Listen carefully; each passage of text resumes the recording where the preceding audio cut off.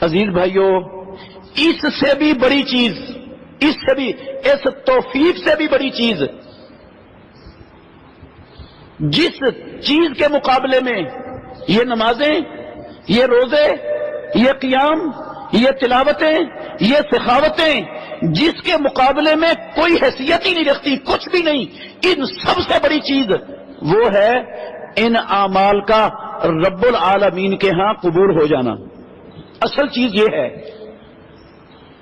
نیکی کرنا، نیک اعمال میں بڑھ چڑھ کر حصہ لینا اچھا ہے، اللہ توفیق دے دے تو خوش نصیب ہے وہ بندہ، لیکن میرے بھائیوں یہ اصل نہیں ہے۔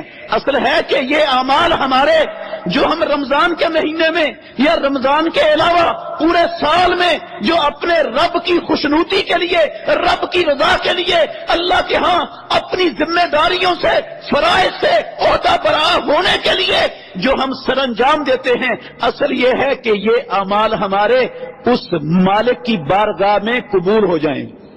اصل چیز یہ ہے، قبول نہ ہوئے، اگر یہ ہمارے اعمال، یہ ہماری نمازیں، یہ جمعے، یہ درس و تدریس، یہ خطبہ سننا اور سنانا، یہ نمازیں پڑھنا، یہ صدقات و خیرات کرنا، یہ تلاوتیں، یہ سارے نیک اعمال اگر قبولیت سے محروم رہ گئے، اگر قبول نہ ہو سکے، تو پھر ہم سے بڑا، میں یہ کہہ سکتا ہوں، بد نصیب شاید دنیا میں کوئی کافر بھی نہ ہوگا، کوئی کافر بھی نہ ہوگا، کوئی کافر بھی قسم اللہ کی ہم سے بڑا بد نصیب نہ ہوگا، کیونکہ انہوں نے تو دن رات کا روزہ رکھا ہی نہیں ہوگا، انہوں نے تو رات کو کھڑا کر کے قیام کے لیے اپنے آپ کو تھکایا ہی نہیں ہوگا، انہوں نے تو صدقات و خیرات کیے ہی نہیں ہوگے، انہوں نے تو اپنا قیمتی وقت تلاوت کے لیے صرف ہی نہیں کیا ہوگا، انہوں نے نمازوں کے لیے وقت نہیں نکالا ہوگا، وہ تو بد قسمت ہیں ہی ہیں، بد نصیب ہیں ہی ہیں۔ لیکن اگر ہمارے اعمال، ہماری نیکیاں وہ اللہ کی بارگاہ میں قبول نہ ہو سکی تو ہم ان سے بھی بڑے بد نصیب ٹھہریں گے، کیونکہ خسرت دنیا والآخرہ، دنیا میں بھی کاروبار چھوڑا، اپنے آپ کو تکلیف میں ڈالا، مشقت میں ڈالا، بہت محنت کی، اور محنت کے نتیجے میں عاملۃ ناصبہ تصلا نارا حامیہ، عمل کر کر کے تھکے ہوئے ہوں گے، بہت سے لوگ ہوں گے ایسے جو بھڑکتی ہوئی جہنم کی آگ میں داخل ہو جائیں گے۔ اس لیے ہمیں سب سے زیادہ فکر، سب سے زیادہ تیاری روزوں کے لیے نہیں کرنی چاہیے، سب سے زیادہ تیاری نمازوں کا اہتمام، سخاوت، تلاوت اور قیام کی سوچ کر نہیں کرنی چاہیے۔ آ رہا ہے یہ مہینہ عبادات کا، نیکیوں کا، سب سے زیادہ تیاری یہ ہونی چاہیے کہ جو بھی ہم اعمال کریں وہ سیدھے اللہ کے پاس چلے جائیں، ان کو پذیرائی مل جائے، ان کو قبولیت کا درجہ حاصل ہو جائے، اور ہم رب کے ہاں سرخرو ہو جائیں۔ اس کی تیاری اور اس کی کوشش ہمیں سب سے زیادہ کرنی چاہیے، اس کا اہتمام بہت زیادہ ہونا چاہیے ہمارے دل و دماغ میں۔ اسی حوالے سے میں ہمیشہ سے، پہلے دن سے، شروع دن سے یہ آپ کو بات سمجھا رہا ہوں کہ ہمارے اسلام کی، دین کی، ایمان کی سب سے بڑی بنیاد یہ ہے کہ اللہ کے سوا کوئی عبادت کے لائق نہیں ہے۔ اگر میرے عقیدے میں، آپ کے عقیدے میں شرک کی ملاوٹ ہو گئی، کفر کی آمیزش ہو گئی، اللہ نہ کرے ہمارے عقیدے میں شرک اور کفر کی ملاوٹ، آمیزش ہو گئی، چاہے وہ ایک ذرے کے برابر ہو گئی، تو ہماری ساری محنتیں، ساری رات مصلی پر کھڑے ہو کر قیام کرنا، لیلۃ القدر کی عبادتیں کرنا، 12 14 16 گھنٹے کے سخت گرمی میں روزوں کی مشقت برداشت کرنا، اپنی قیمتی وقتوں کو، اوقات کو چھوڑ کر دکانیں بند کر کے مسجد میں آ کر نمازیں پڑھنا، اپنے خون پسینے کی کمائی ہوئی دولت کو اللہ کی راہ میں سخاوت کر کے اللہ سے اجر ثواب کی، جنت کی امیدیں رکھنا، میرے بھائیوں یہ سب کچھ رائے گا اور برباد ہو جائے گا، کچھ بھی نہیں ملے گا، کچھ بھی نہیں ملے گا اگر عقیدے میں کیا ہو گیا؟ خلل اور خرابی ہو گئی۔ قرآن میں رب نے لکھا ہے، اللہ اکبر، اولئک الذین کفروا فحبطت اعمالهم، یہ لوگ جنہوں نے اللہ رب العالمین کے ساتھ کفر کیا، کفر، ان کے سارے اعمال ضائع اور برباد ہو گئے۔ ایک جگہ پہ فرمایا وَبَاطِلٌ مَا كَانُوا يَعْمَلُونَ، جتنے وہ عمل دنیا میں کرتے تھے سب باطل، سب رائگاں۔ ایک مقام پہ اللہ نے مثال دے کے سمجھایا، اعمالهم کرماد اشتدت به الريح في يوم عاصف، ان کے اعمال جن کے عقیدے میں کفر کی آمیزش، کفر کی ملاوٹ تھی، کرماد، ان کی نیکیاں، ان کے روزے، ان کی عبادتیں، ان کی سخاوتیں، ان کی ساری مشقتیں کرماد راکھ کی طرح ہو جائیں گی، راکھ کی طرح۔ اشتدت به الريح، جو ایک چٹیل میدان کے اندر راکھ کی ڈھیری پڑی تھی، تندر تیز طوفان آندھی چلی اور اس ریت، اس راکھ کے ذرات کو ہوا میں بکھیر دیا، نام و نشان مٹا دیا۔ یہ ہوگی ان لوگوں کے اعمال کی، نیکیوں کی مثال جن کے عقیدے میں کفر کی ملاوٹ ہو گئی۔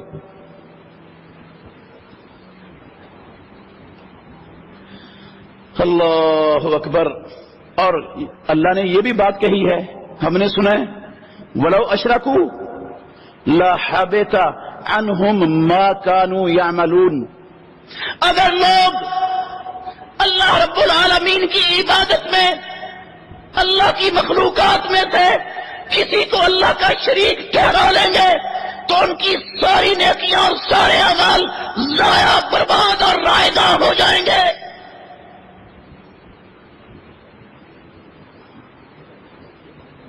یہ میری اور آپ کی بات نہیں ہے میرے بھائیوں، میری اور آپ کی بات نہیں ہے۔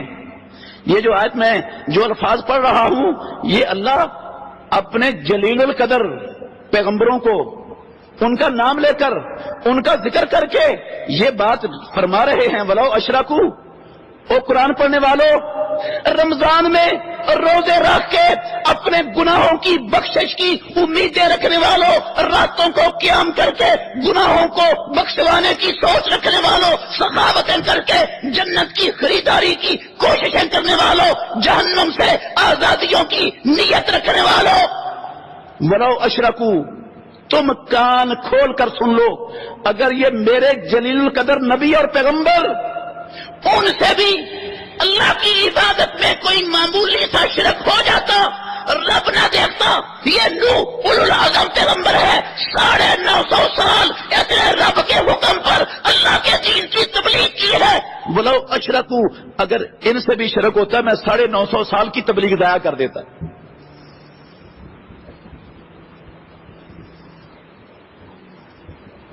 میں ابراہیم علیہ الصلوۃ والسلام کے مسلسل آزمائشوں، امتحانوں سے گزر کر وہ اللہ کا خلیل بننا، میں ان کی ساری محنتوں کو، ساری قربانیوں کو جو رب کے رضا کے لیے دی، میں سب کو ضائع کر دیتا اگر ان کے عقیدے میں بھی شرک آ جاتا تو۔ میں اور آپ کیا شے ہیں؟ ہماری کیا حیثیت ہے؟ ہم روزے رکھیں اور ہمارے روزے اللہ کے ہاں قبول ہو جائیں، عبادتیں کریں قبول ہو جائیں، سخاوتیں کریں قبول ہو جائیں، اور عقیدے میں شرک کی ملاوٹ ہو، عقیدے میں کفر کا ذرہ، کفر کی آمیزش موجود ہو، کیا چیز ہے ہم؟ اللہ نے محمد الرسول اللہ کو مخاطب کر کے کہا، لَئِنْ أَشْرَكْتَ لَيَحْبَطَنَّ عَمَلُكَ وَلَتَكُونَنَّ مِنَ الْخَاسِرِينَ۔ اے میرے محمد صلی اللہ علیہ وسلم، اگر آپ سے بھی شرک ہو گیا تو آپ کے بھی سارے عمل، ساری محنتیں، ساری قربانیاں جو رب کے لیے دی ہیں ضائع ہو جائیں گی، اور آپ بھی ضرور بضرور خسارہ پانے والوں میں ہو جاؤ گے۔ اس لیے میرے بھائیوں، ہمیں جو سب سے زیادہ محنت کرنی ہے، جس چیز کو سب سے زیادہ توجہ دینی ہے، جس کا سب سے زیادہ زندگی میں اہتمام کرنا ہے، میرے بھائیوں آج سے یہ ذہن بنا لو، انشاءاللہ ہم نے اعمال بے شک تھوڑے کر لیں، ساری رات نہ کھڑے ہوں، پورا قرآن کئی قرآن دن میں بے شک نہ ختم کریں، لیکن کوشش یہ کریں کہ عمل ایسا ہو وہ اللہ کی بارگاہ میں قبول ہو جائے، وہ رد نہ ہو جائے کہیں۔ اہتمام اس کا ہو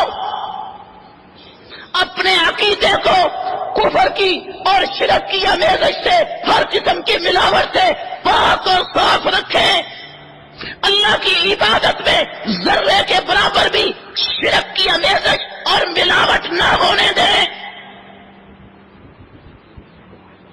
چونکہ یہ میں بات پہلے وضاحت سے کہہ چکا ہوں، چونکہ ہم قرآن کو ترجمے سے کم پڑھتے ہیں، ہم محمد الرسول اللہ صلی اللہ علیہ وسلم کی سنت حدیث کو کم توجہ دیتے ہیں، ٹائم نہیں، فرصت نہیں ہوتا ہمارے پاس اس کو ترجمے سے پڑھنے کی، اس لیے ہم میں سے میں غیر مسلموں کی بات نہیں کر رہا ہوں، میں ان لوگوں کی بھی بات نہیں کر رہا ہوں مسلمانوں سے، کلمہ پڑھنے والوں میں سے جو نمازوں سے دور ہیں، مسجدوں سے دور ہیں، جو روزوں سے دور ہیں، جو عبادتوں سے دور ہیں، جو سیکولرزم کی سوچ اور ذہنیت رکھنے والے ہیں، قسم اللہ کی ان لوگوں کی بھی بات نہیں کر رہا، میں ان لوگوں کی بات کر رہا ہوں جو رمضان میں نیکیاں کرنا چاہتے ہیں، جو رمضان کی برکتوں، بخششوں، رحمتوں سے مستفید ہونا چاہتے ہیں، جو رمضان میں جہنم سے آزادیاں چاہتے ہیں، میں صرف ان لوگوں کی بات کر رہا ہوں،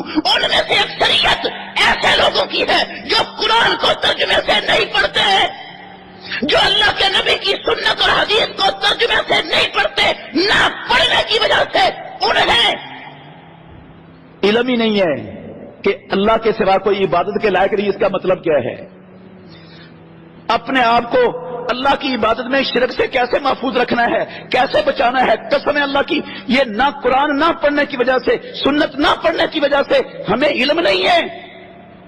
میں یہ نہیں کہتا ہوں کہ ہمارے مسلمان عوام جان بوجھ کے شرک کرتے ہیں، یہ جان بوجھ کے شرک کی راہ کو اختیار کرتے ہیں، ان کو شرک سے محبت ہے، ان کو شرک سے پسند ہے، یہ شرک کو جانتے بوجھتے ہیں، نہیں قسم اللہ کی نہیں جانتے، اللہ کے گھر میں کھڑا ہوں ذمہ داری سے کہتا ہوں عوام نہیں جانتے شرک کیا ہے، وہ لا علمی کی بنا پر شرک کی دلدل میں دھنسے ہوئے ہیں، نیکیاں بھی کر رہے ہیں، اعمال بھی کرتے ہیں، روزے بھی رکھتے ہیں، مسجدیں بھی بناتے ہیں، مدرسے بھی بناتے ہیں، تلاوتیں بھی کرتے ہیں، سخاوتیں بھی کرتے ہیں، جہاد بھی کرتے ہیں، تبلیغ بھی کرتے ہیں، ساری نیکیوں میں شریک ہوتے ہیں، لیکن قسم اللہ کی لا علمی کی وجہ سے وہ شرک کی دلدل میں پھنسے ہوئے ہیں۔ ان لوگوں کو ہمیں رمضان کا مہینہ آ رہا ہے، شیطان نے ان کو قرآن سے دور کیا، ان کو نبی کی سنت اور حدیث سے دور کیا، ان کو اس کے پڑھنے سے روکے رکھا، شیطان ان کو اور راہ دکھاتا رہا، اس سے اب تو شیطان بند ہو جائے گا، رمضان کی آمد پر شیطانوں کو جکر دیا جائے گا، وہ آ کے کتاب و سنت پڑھنے سے، سمجھنے سے، غور و فکر کرنے سے، اس پر تدبر کرنے سے روکنے کی طاقت قسم اللہ کی نہیں رکھے گا۔ اس وقت میں اور آپ انشاءاللہ آزاد ہوں گے، ہمارے وہ بھائی، ہمارے وہ عزیز و اقارب، ہمارے وہ رشتہ دار، ہمارے وہ دوست، ہمارے وہ ہمسائے جو جہنم سے آزادی چاہتے ہیں، جو گناہوں کی بخشش چاہتے ہیں، جو نیکیاں کر کے رب کو راضی کرنا چاہتے ہیں، ہمیں ان پر ترس آنا چاہیے۔ اگر ان کے عقیدے میں شرک ہے، وہ اپنی ساری محنتیں ضائع کر رہے ہیں، ان پر ترس آنا چاہیے کہ نہیں آنا چاہیے، اور ان کو بچانے کے لیے اور رمضان کا آنے والا برکتوں والا مہینہ قسم اللہ کی صرف یہ میرے اور آپ کے لیے یہ نہیں ہے کہ ہم نے اپنی اصلاح کرنی ہے، اپنی تربیت کرنی ہے، اپنے آپ کو عبادتوں میں مصروف کرنا ہے، ہم نے اللہ کے بندوں کو بھی جہنم سے بچانے کے لیے، ان کو ان کے اعمال اور محنتوں اور نیکیوں کو رائے گاہ جانے سے بچانے کے لیے ہم نے کردار ادا کرنا ہے، کردار یہ فرض ہے ہم پر، یہ ہم پر فرض ہے، عوام الناس کو معلوم نہیں ہے، اس لیے وہ میری پچھلی ساری باتوں کو یاد کریں، آیتیں میں نے پڑھ کے سنائی ہیں، اپنی بات نہیں سنائی، ان آیتوں کا تھوڑا سا مفہوم آپ کے گوش گزار کرتا ہوں، پھر دوبارہ سے یاد رکھیں یہ آیتیں ہم نے سنانی ہیں اللہ کے بندوں کو، بھائیوں کو، مسلمانوں کو، کلمہ پڑھنے والوں کو، نیکیاں چاہنے والوں کو، جہنم سے آزادیوں کے لیے کوششیں کرنے والوں کو، گناہوں کی بخشش کے لیے راتوں کو مسلوں پر کھڑا ہونے والوں کو انشاءاللہ ہم نے جہنم سے بچانے کی بھرپور کوشش کرنی ہے میرے بھائیوں۔ یہ آیتیں سنا کر کوشش کرنی ہے۔ آیتیں کیا ہیں؟ جن لوگوں کو تم اللہ کے سوا پکارتے ہو وہ کھجور کی گٹھلی کے اوپر جو باریک جھلی اور پردہ ہوتا ہے اس کے بھی مالک نہیں ہیں۔ اگر تم ان کو پکارو وہ تمہاری پکار کو سن نہیں سکتے، اگر سن بھی لیں تو وہ قبول کر کے تمہاری مشکل کشائی حاجت روائی نہیں کر سکتے۔ یہ خبر عبد الرحمن عابد تمہیں نہیں دے رہا، یہ خبر کوئی دنیا کا مولوی نہیں دے رہا، یہ خبر ولا ينبئك مثل خبیر، یہ خبیر جو کائنات کے ذرے ذرے کی خبر رکھنے والا ہے، جو انسانوں کے دلوں کے راز اور بھید بھی جانتا ہے، وہ رب یہ خبر تمہیں دے رہا ہے کہ یہ جو ہے نا اگر تم ان کو پکارو گے تو وہ تمہارے اس شرک کا رب کی عدالت میں کھڑے ہو کر انکار کر دیں گے، اور ایسی سچی خبر آپ کو کوئی نہیں دے سکتا کائنات میں۔ چلو کھجور کی گٹھلی کا پردہ وہ پھر بھی بغیر اینک کے بھی کمزور نظر والے کو بھی نظر آ جاتا ہے۔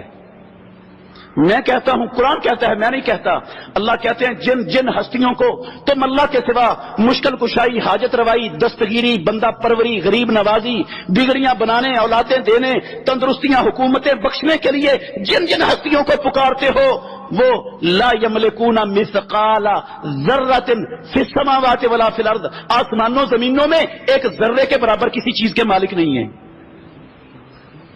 ذرے کے برابر کسی چیز کے مالک نہیں ہیں۔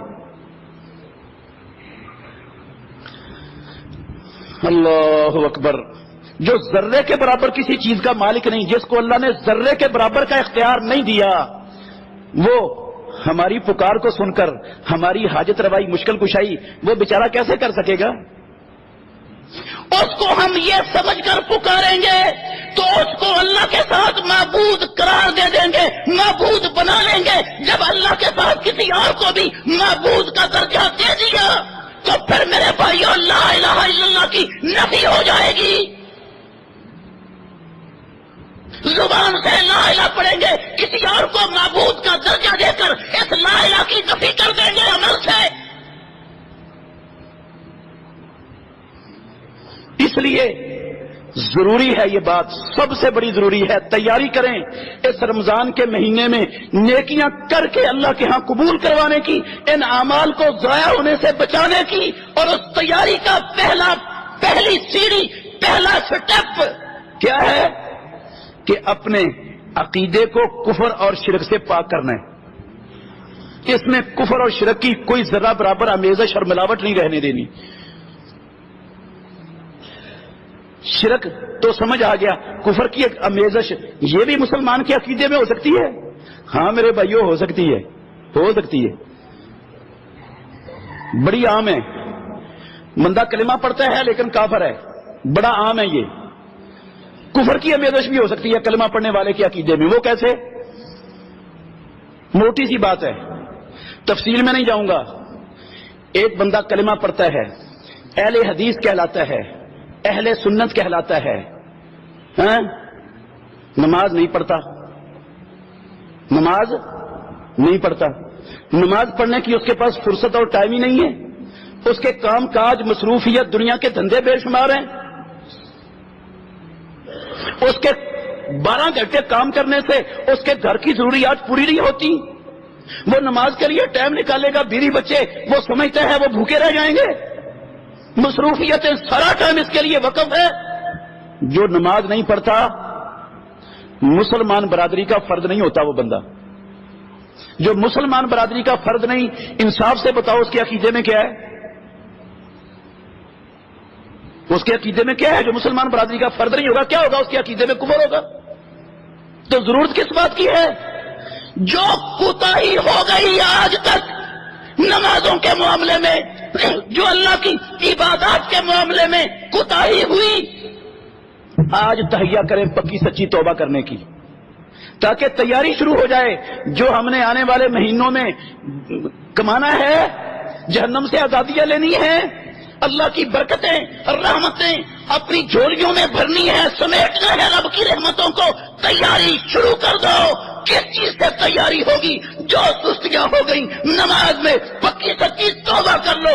جو اللہ کی عبادت میں خلل، خرابی، ملاوٹ، کفر، شرک جیسی کوئی چیز ہے، اس کو ابھی سے ڈھونڈ کر نکالنا شروع کر دو۔ پھر انشاءاللہ الرحمن، میری بات نہیں ہے، میرے اور آپ کے نبی کی زبان سے نکلے ہوئے سچے سچے لفظ ہیں، رب جہنم سے آزادی بھی دے گا اور ساری زندگی کے پچھلے چھوٹے موٹے سارے گناہ بھی معاف کر دے گا اور اپنی رحمتوں کی بارش بھی ہم سب پر برسائے گا۔ اعمال اللہ کے ہاں قبولیت کے درجے کو، پذیرائی کو پہنچ جائیں گے۔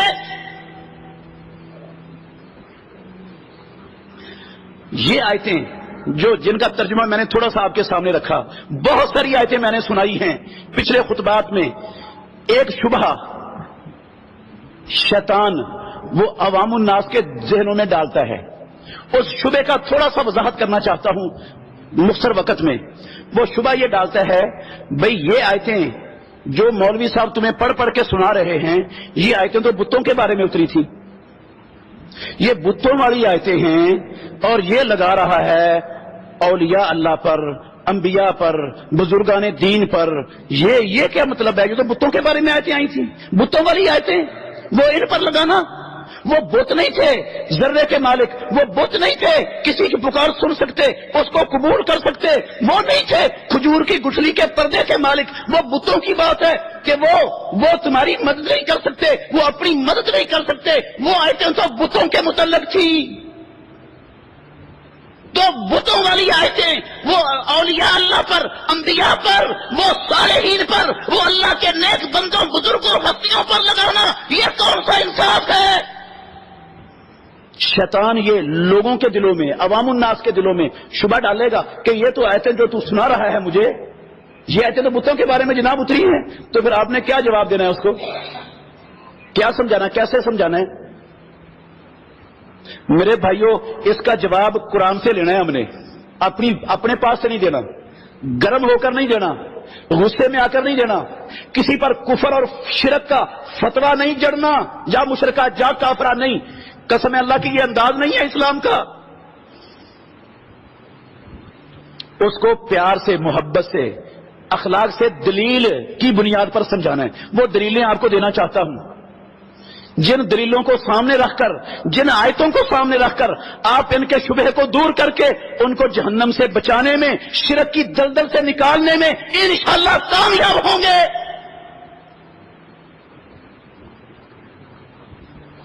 جو آیتیں دو میں نے آپ کے سامنے پڑھی ہیں، یہ سورہ بنی اسرائیل کی آیتیں ہیں، 56 اور 57 نمبر آیت ہے سورہ بنی اسرائیل کی۔ اللہ رب العالمین کہتے ہیں، اچھا ان کا ترجمہ پھر دوبارہ غور سے سننا۔ قُلِ ادْعُوا الَّذِينَ، کہہ دیجئے پکارو تم ان لوگوں کو، زعمتم، جن کو تم نے گمان کر لیا ہے کہ یہ بھی ہماری پکار کو سنتے ہیں، ہماری مشکل کشائی، حاجت روائی کر سکتے ہیں، دستگیری کر سکتے ہیں، ان کو بھی ہمارے حالات کا پتہ ہے، یہ بھی ہماری ایک ایک چیز کو جانتے ہیں، اور جب ہم ان کو پکاریں گے، جس وقت جس زبان میں پکاریں گے، وہ ہماری پکار کو سن کر ہماری مدد کریں گے۔ جن کو تم نے یہ سمجھ لیا ہے، ان کو پکارو۔ فلا یملکون کشف الضر عنکم ولا تحویلا، وہ تم سے تکلیف کو، یہ ترجمہ جو لفظ میں سنانے لگا ہوں نا، وہ تم سے تکلیف کو دور کرنے کے اور اس کو پھیرنے کے مالک نہیں ہیں۔ وہ اس تکلیف کو دور کرنے کے اور اس کو پھیرنے کے مالک نہیں ہیں۔ یہ وہ مقبول بندے ہیں، یہ وہ مقبول، یہ ترجمہ میں نے اپنے پاس سے نہیں کیا، مقبول بندوں والا لفظ، یہ وہ مقبول بندے ہیں۔ یہ ترجمہ ہے کنز الایمان والا قرآن، ہر جگہ پر ہر مسلمان کے گھر میں تقریباً موجود ہے. کنز الایمان امی قرآن ترجمے والا موجود ہے. اس کا ترجمہ، اس کے ترجمے کے لفظ سنا رہا ہوں. احمد رضا خان صاحب، ان کے الفاظ ہیں، ان کا ترجمہ ہے یہ: وہ مقبول بندے ہیں. اولئک الذین یدعون، یہ وہ مقبول بندے ہیں جن کو تم نے کیا سمجھ لیا ہے؟ اللہ کے سوا کچھ سمجھ لیا ہے. یہ وہ مقبول بندے ہیں جو خود دعائیں کرتے ہیں اور اپنے رب کے قریب ہونے کے لیے نیک اعمال سر انجام دے کے نیک اعمال کو وسیلہ بنا رہے ہیں رب کے قریب ہونے کا. اس کے عذابوں سے ڈرتے ہیں اور اس کی رحمت کی امید رکھتے ہیں. ترجمے میں لفظ کیا لکھا ہے؟ بوتے ہیں یہ. یار میری بات نہ مانو، میری بات نہ مانو، میرے ترجمے کو غلط کہہ دو، لیکن اگر میں ترجمہ سناؤں احمد رضا خان صاحب کا، اگر یہ کنز الایمان کے اندر لکھا ہوا ہو تو پھر کوئی شک شبہ رہنا چاہیے، ہمیں کوئی گنجائش ہونی چاہیے پھر شک کی. یہ وہ مقبول بندے، وہ کہتے ہیں یہ ایسے بتوں کے بارے میں نہیں آئی. کن کے بارے میں آئی ہیں؟ کن کے بارے میں آئی ہیں؟ مقبول بندوں کے بارے میں. اچھا، حاشیے میں نعیم الدین مراد آبادی، ان کا حاشیہ ہے یہ کنز الایمان جس کا نام ہے، قرآن کے حاشیے پر حاشیہ نمبر 118، اس پر لکھا ہوا ہے یہ مقبول بندوں کے اوپر لائن لگا کر، یہ مقبول بندے کون ہیں؟ جیسے عیسیٰ علیہ الصلاۃ والسلام، عزیر علیہ الصلاۃ والسلام، ملائکہ، فرشتے، یہ ہیں مقبول بندے جن کو اللہ کے سوا لوگ کیا کرتے تھے؟ گمان کرتے تھے کہ یہ بھی ہماری مشکل کشائی، حاجت روائی، دستگیری، بندہ پروری، غریب نوازی، بگڑیاں بنانے والا، یہ مشکلات کو حل کرنے والا، ما فوق الاسباب، مدد کرنے کی یہ بھی طاقت رکھتے ہیں. وہ کون ہیں جن کو لوگ سمجھتے تھے؟ عیسیٰ علیہ الصلوۃ والسلام ہیں. کون کہہ رہے؟ عبد الرحمن عابد اپنے پاس سے نہیں کہہ رہا. حوالہ غلط ہو، جو سزا چور کی وہ میں لینے کے لیے تیار ہوں. بہتان نہیں باندھ رہا ہوں کسی پر. کنز الایمان میں نہ ہو، نہ دکھا سکوں تو چور کی سزا لینے کے لیے تیار ہوں. انہوں نے کہا مقبول بندے، ترجمے میں لکھا، اور حاشیے پر مقبول بندے کے اوپر حاشیہ لگا کر لکھا جیسے عیسیٰ، عزیر اور ملائکہ ہیں. تو یہ عیسیٰ، عزیر اور ملائکہ کیا یہ بت ہیں؟ یہ لکڑی کے بت بنے ہوئے تھے یا پتھروں کے بت بنے ہوئے تھے؟ لوگوں نے تو، مشرکین نے تو ان کو گمان کیا ہوا تھا اللہ کے سوا کہ یہ ہماری پکار کو سنتے ہیں، یہ ہماری مشکل کشائی کر سکتے ہیں، یہ ہماری بگڑیاں بنا سکتے ہیں، یہ ہمیں اولادوں سے نواز سکتے ہیں، یہ ہمیں حکومتیں بخش سکتے ہیں، یہ ہمیں شفائیں اور برکتیں دینے کی صلاحیت رکھتے ہیں، یہ ہمارے دلوں کے حالات کو بھی جاننے والے ہیں. یہ عقائد تو ان کے بتوں کے بارے میں نہیں تھے. قرآن کہتا ہے، قرآن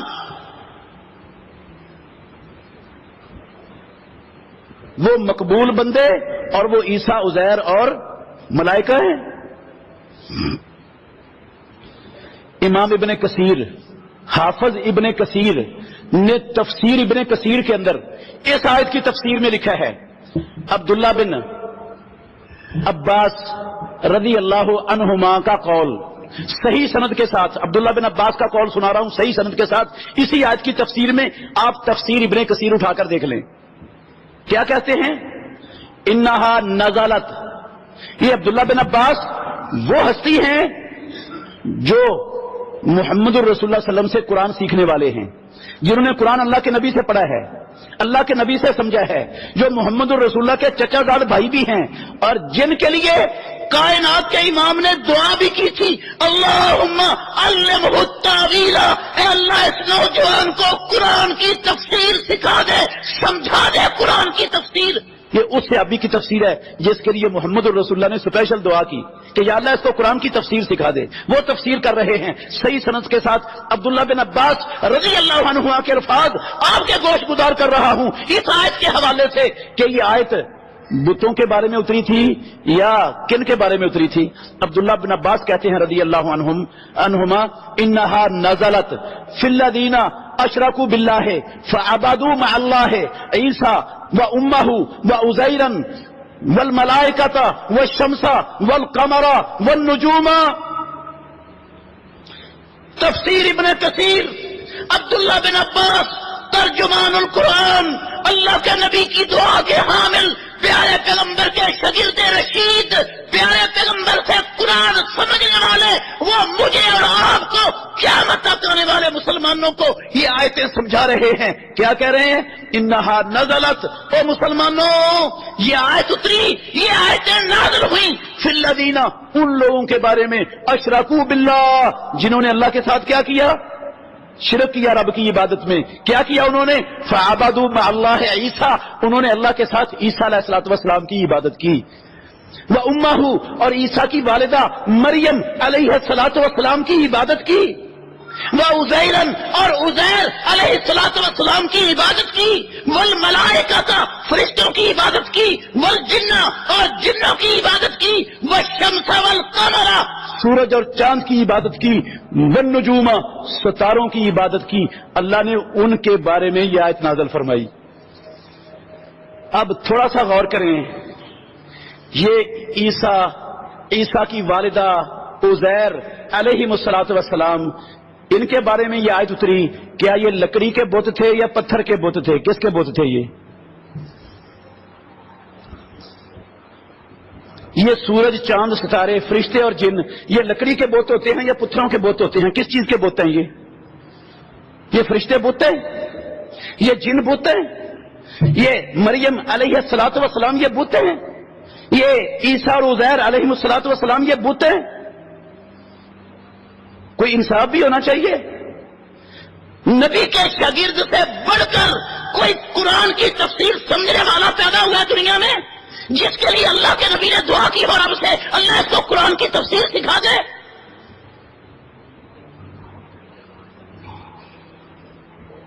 اور منصفین نے، میں نے آپ کو حوالہ دیا کنز الایمان کا، احمد رضا خان صاحب کا، نعیم الدین مراد آبادی صاحب کا. قسم اللہ کی انصاف کرنے والے تھے نا، انہوں نے بھی حاشیے پر جو عبداللہ بن عباس رضی اللہ عنہما نے تفسیر کیا، انہوں نے بھی وہی تفسیر کا ترجمہ کیا ہے. اپنے پاس سے انہوں نے بھی کیا، وہی تفسیر کا ترجمہ کیا ہے. یار نہ مانو عبداللہ بن عباس کو، نہ مانو تفسیر ابن کثیر کو، کم از کم احمد رضا خان صاحب کنز الایمان اس کا حاشیہ، یہ تو ہر بندے کو پڑھنے کی تلقین کی، کم اس کو ہی پڑھ لو کہ یہ آیت بتوں کے بارے میں اتری یا کسی اور کے بارے میں اتری ہے. اللہ رب العالمین نے میرے محترم بھائیوں یہ آیتیں نازل کر کے قیامت تک آنے والے مسلمانوں کو سمجھا دیا. او کائنات کے لوگوں، او قرآن پڑھنے والوں، روزے رکھ کے، قیام کر کے، تلاوتیں کر کے، استخافتیں کر کے اللہ کی جنتوں کو حاصل کرنے کی کوششیں کرنے والوں، یاد رکھو یہ اللہ کی برگزیدہ شخصیتیں اور ہستیاں، یہ بڑے بڑے جلیل القدر پیغمبر، یہ اللہ کی برگزیدہ مخلوق، 24 گھنٹے رب کی عبادت میں جٹے رہنے والے فرشتے، یہ بھی تم سے مشکل کو دور کرنے کی طاقت نہیں رکھتے. یہ تمہیں تمہاری ضرورتیں اور حاجتیں پوری کرنے کی طاقت نہیں رکھتے. یہ تمہیں برکتیں دینے کی صلاحیتیں نہیں رکھتے. یہ نہیں رکھتے. یہ ان کے پاس کھجور کی گٹھلی کے پردے کا بھی مالک نہیں ہے. یہ ذرے کے برابر کسی چیز کا اختیار. جب یہ اتنی بڑی بڑی ہستیاں نہیں یہ طاقت رکھتی تو پھر علی حجویری رحمت اللہ علیہ وہ گنج بخش خزانے بخشنے والے کیسے ہو سکتے ہیں؟ وہ داتا کیسے ہو سکتے ہیں؟ معین الدین چشتی وہ کشتی کو پار لگانے والے کیسے ہو سکتے ہیں؟ بابا شاہ جمال خوبصورت اور سرخ لال بیٹے دینے والا وہ بیچارہ کیسے ہو سکتا ہے؟ یہاں تو عیسیٰ اور عزیر ان کی والدہ کچھ نہیں کر سکتے. یہ کیا کریں گے؟ یہ سمجھایا ہے پروردگار نے، تردید کی ہے ان مشرکین کے عقیدے کی جو وہ اللہ کے سوا ان اللہ کی برگزیدہ ہستیوں، شخصیتوں، پیغمبروں میں جو وہ عقیدہ رکھتے تھے.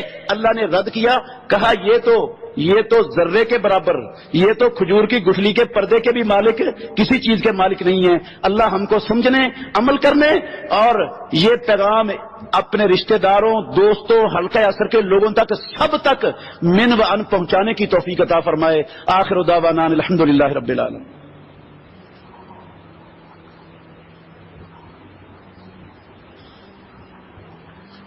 إن الحمد لله نحمده ونستعينه ونستغفره ونعوذ بالله من شرور أنفسنا ومن سيئات أعمالنا من يهده الله فلا مضل له ومن يضلل فلا هادي له وأشهد أن لا إله